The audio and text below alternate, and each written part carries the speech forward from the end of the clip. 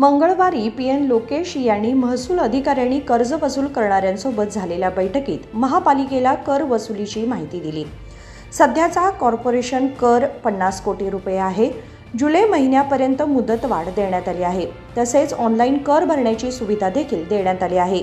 April आणि मे महिन्यात लोकसभा निवडणुकीच्या वेळी महापालिकेच्या करात सूट देण्यात आली होती, त्यामुळे कर वेळेवर वसूल झाला नाही।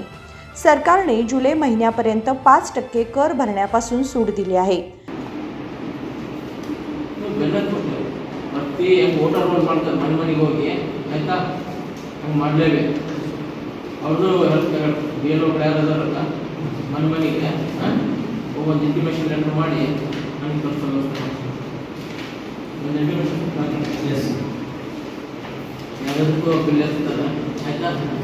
ಸಿಂಪಲ್ ಕರಪತ್ರ ಮಾಡಿಸಿ ಎಲ್ಲ ಮನೆಗೆ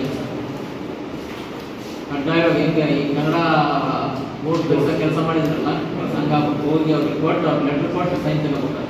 ಎಷ್ಟು ದಿವಸ ಕಟ್ಟಿಲ್ಲ ಅಂತಂದ್ರೆ ನಿಮ್ಮ ಮನೆಗೆ ನಾವು ಬಂದ್ ಮಾಡ್ತೇವೆ, ನೀರು ವಿದ್ಯುತ್ ಎಲ್ಲ ಬಂದ್ ಮಾಡ್ತೇವೆ ಅಂದ್ರೆ ಅಷ್ಟೇ ಕಟ್ತಾರೆ ಮನೆ। ಅರ್ಥ ಆಯ್ತಾ?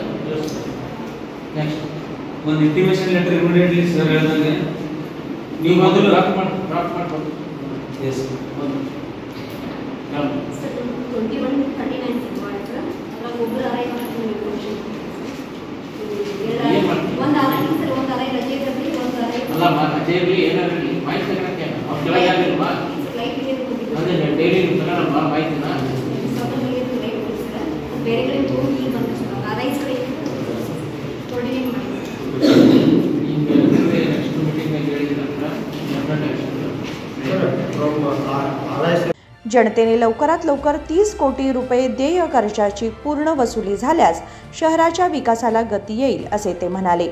यावेळी महामंडळाचे उपायुक्त गुरुनाथ दड्डे उपस्थित होते। Vinod Kolkar, Kannadamma news network, Belgaum.